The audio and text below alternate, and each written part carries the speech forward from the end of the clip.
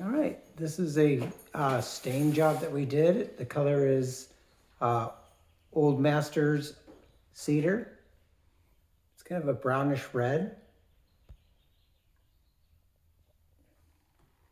And what we had here is underneath the sink, there was a lot of wear and tear from water damage and everything.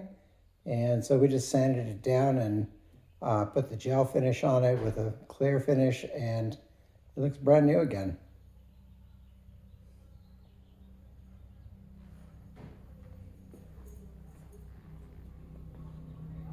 We also did the handrails.